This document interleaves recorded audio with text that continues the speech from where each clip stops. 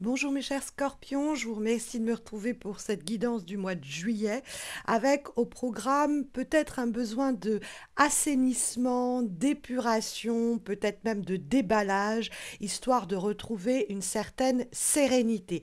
Ça peut être l'idée que vous sortez de juin et que vous pénétrez en juillet avec un certain stress, une certaine fatigue qu'il va falloir essayer d'apaiser histoire de ne pas être une bombe à retardement. On trouve en effet pas mal de lames majeures dans ce tirage, donc le mois de juillet est important pour vous, pour un peu décompresser une situation. Hein, ça peut être un rapport qui pourrait basculer dans le conflictuel si on ne prend pas les devants pour essayer de rectifier le tir avant que cela n'empire. Ça peut être quelque chose pour le quoi vous ne vous étiez pas encore senti prêt ou prête parce que vous aviez trop de choses déjà à gérer et il est temps d'y réfléchir et il est temps d'agir pour soit faire entendre votre voix et dialoguer, signifier ce qui n'est plus toléré ni tolérable, ou tout simplement confronter une situation problématique en vue de la faire avancer, de la résoudre, de l'harmoniser. En effet, nous trouvons le cavalier d'épée dans les éléments qui vous sont favorables. Le cavalier d'épée, il fonce tout droit sur son sujet de prédilection ou sur une problématique qu'il a laissée peut-être depuis un moment de côté. Et il y a l'idée qu'il peut y avoir, après une période de grand stress, un temps d'accalmie qui va vous permettre de réfléchir de façon très logique et puis très concrète sur les actions ensuite à mettre en œuvre, votre situation, votre relation, l'enjeu qui traverse les prochaines semaines, voire les prochains mois. Le cavalier d'épée, il a de la jugeote, mais il pense vite et du coup, ça peut induire aussi des actions qui sont tout aussi rapides. Il n'hésite pas à se déplacer pour dialoguer avec les personnes qui vont être à même de faire changer la situation, de changer la donne. Et le cavalier d'épée, c'est aussi quelqu'un qui n'a pas la langue dans sa poche. Donc ça peut être aussi qu'il y a quelque chose que vous avez gardé pour vous, que vous n'avez pas su communiquer ou que vous n'avez pas eu l'impression d'avoir l'espace pour transmettre et qu'il va falloir aborder. C'est peut-être l'idée de crever l'abcès et de vider son sac ou de pousser quelqu'un justement à se confesser, à signaler des choses qu'on sent que cette personne pendant un long moment n'était pas prête à nous confesser très simplement. Donc le cavalier d'épée, ça peut être d'ailleurs un signe d'air, Gémeaux, Balance, Verseau. Et si vous avez cette personne qui vient à vous, qui cherche à vous contacter, qui dialogue avec vous, écoutez-la. Ça pourrait désamorcer un problème ou un conflit. Ça pourrait permettre donc de purger le fameux assainissement dont je vous parlais, une situation. En tout cas, il faut y aller. Il faut soit adresser le problème, le discuter, le dialoguer, et puis de sorte à désamorcer des problèmes en chemin, ou alors pour se faire du bien, pour vider son sac, ça peut être aussi possible, mais ça peut être aussi une source d'avancée pour vous. C'est-à-dire que ce message, cette information, cette communication, vous ne vous y attendiez pas, mais du coup, avec donc la Maison Dieu, elle est source d'apaisement, elle est source de nouvelles solutions, donc il ne faut pas rester sur le bas-côté en se disant non, je réponds pas à cet appel ou non, je n'initie pas ce dialogue parce qu'effectivement, on a le battleur qui est dans les obstacles et les difficultés. Donc ça, c'est ce qu'il faut éviter de faire, mes chers scorpions, pour les semaines qui viennent. Or, le battleur, c'est un peu un bégaiement quand la carte est dans les obstacles. C'est-à-dire que on fait un petit pas en avant et puis on en fait deux en arrière, on n'ose pas y aller vraiment et donc du coup on reste comme ça sur le seuil avec les mots qui ne traversent pas l'espace, c'est-à-dire on ravale ce qu'on a envie de dire. Quand on voit le reste du tirage, ça pourrait faire un peu cocotte minute. Ça peut être aussi l'idée que vous n'avez encore jamais trouvé le temps ni le moment pour exprimer votre parole, pour exprimer votre pensée, pardon, par la parole, pour verbaliser des choses qui sont en train un peu de bouillir en vous et il va falloir trouver les moyens de peut-être même par l'écrit s'il le faut, de extérioriser, expliciter ce qui vous a traversé ou travaillé. Et si vous sentez quelqu'un aussi un peu dans un élan, justement dans un manque d'élan pour dialoguer, trop timide, qui reste comme ça sur le côté, on sent que la personne a envie de nous dire quelque chose, mais elle n'y arrive pas, essayez de la prendre par la main et de l'amener à un peu à accoucher de ce qu'elle doit dire, vous dire plus précisément. Le battleur, c'est quelque chose qui doit commencer. Et quand la carte est dans les obstacles, il y a quelque chose qui est avorté ou quelque chose qui est mort-né, quelque chose qui n'arrive pas à être initié, une action, une parole, une problématique. Or, c'est quelque chose qu'on vous déconseille au cours des semaines qui viennent. Donc, il y a peut-être une situation pour laquelle vous ne vous étiez pas encore senti prêt ou prête, ou une situation où vous étiez en train de vous dire la situation n'est pas suffisamment mûre et je vais attendre que ça arrive un peu plus à maturité pour y aller. Eh bien, n'attendez plus, le mois de juillet est fait pour cela.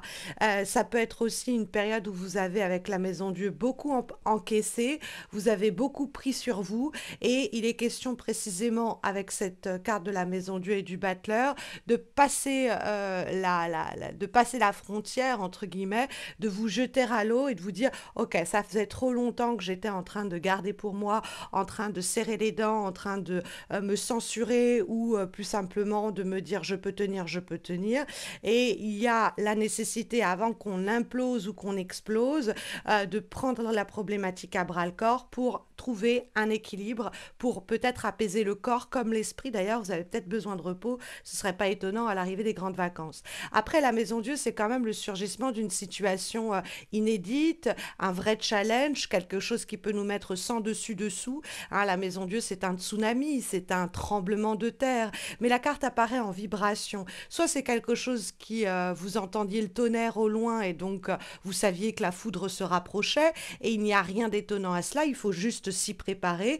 Hein, vous saviez qu'il y allait avoir une restructuration dans votre boîte, vous saviez qu'il y avait un besoin de déménagement, etc.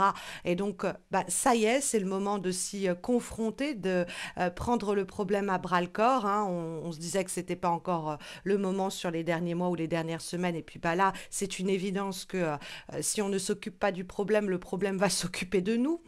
Et donc, la carte de la Maison Dieu, ce n'est pas un problème en réalité. Ça peut être tout simplement un enjeu. Et donc, la carte de la Maison Dieu, oui, elle amène un peu comme la tectonique des plaques, des changements et des transformations et des mutations qui peuvent paraître un peu brutales ou qui peuvent sembler un peu stressantes sur le moment, mais tout cela débouche sur la carte de la tempérance, hein, cette carte de la tempérance qui nous signale la possibilité de trouver un équilibre là-dedans. Alors, ça passe notamment par le dialogue, hein, parce que la carte de la tempérance, elle a ce point en commun avec le cavalier d'épée de engager le dialogue, de trouver des compromis, d'arriver à se mettre d'accord, à se retrouver à mi-chemin, faire le premier pas pour pousser à l'autre à faire le second pas et puis réussir du coup à assainir, apaiser une situation. Quelquefois, il y a même besoin d'un médiateur ou d'une médiatrice, quelqu'un qui va faire le lien ou le pont entre vous et la problématique, entre vous et cette personne pour ramener de l'harmonie au sein de la situation. La tempérance, c'est vraiment l'idée qu'on a quelque chose qui est enfin équilibré et qu'on y est pour beaucoup hein, avec les actions qu'on a mises en place. Et que même s'il y a un changement crucial qui est manifesté par la carte de la Maison Dieu, ce n'est pas, on va dire, forcément la bérésina, c'est pas forcément le chaos. La tempérance nous dit, bon, après une période comme ça de tumulte, on va réussir à trouver le calme après la tempête, l'apaisement, la sécurité et peut-être même que pour ce faire, vous pouvez compter sur certains amis, certaines personnes qui vont être à votre écoute ou à votre service pour cela. Alors, on va trouver comme avant-dernier conseil, avant-dernière recommandation pour ce mois de juillet, une lame issue de l'oracle de Nature Enlightenment et nous avons la carte de l'expérience. L'expérience, c'est l'idée qu'il faut se baser sur ce qu'on a vécu, sur ce qu'on a enduré, sur ce que l'on sait, sur ce que l'on a expérimenté pour adapter la bonne action, la bonne réaction, la bonne attitude, le bon comportement pour utiliser les bons mots.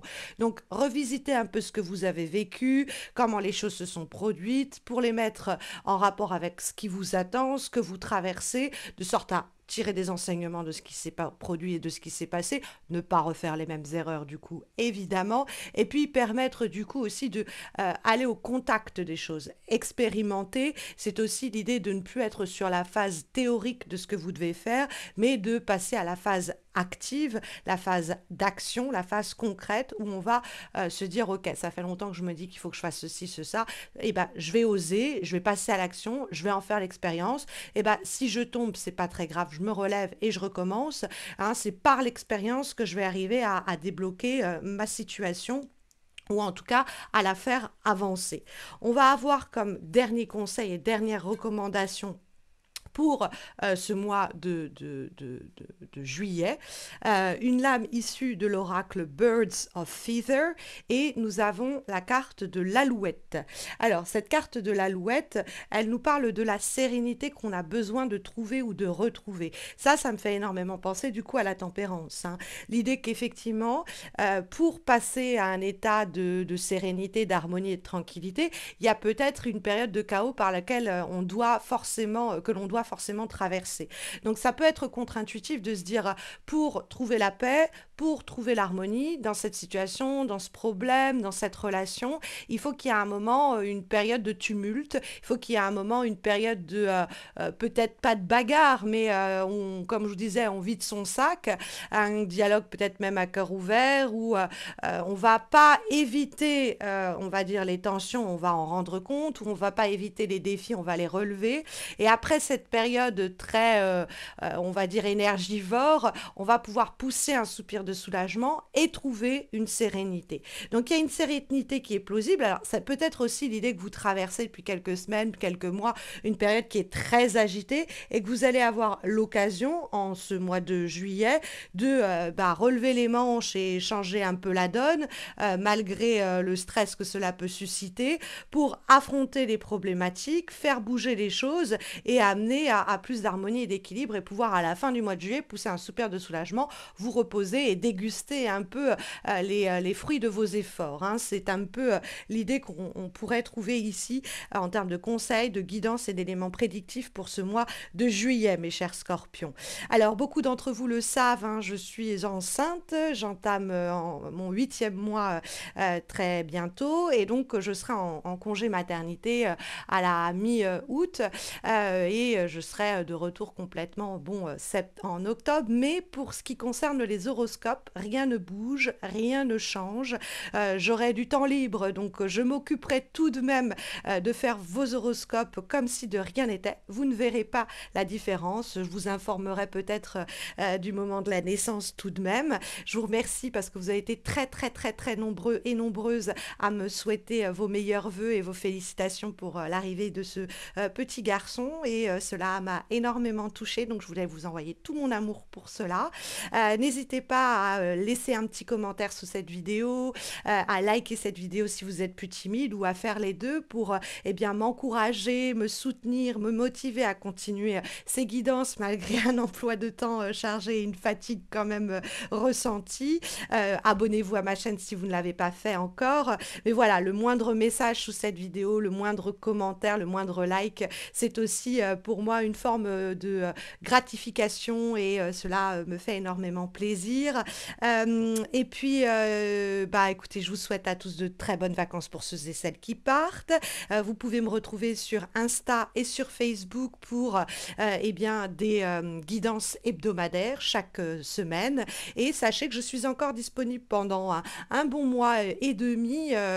Plus, ça dépend du moment où vous regarderez cette vidéo, pour des tirages. Tout est décrit et expliqué sur mon site missmojorising.com. Vous avez toutes ces informations en descriptif de cette vidéo. Je vous souhaite à tous et à toutes, mes chers scorpions, de très belles semaines à venir. Je vous dis à très vite, j'espère. Prenez bien soin de vous.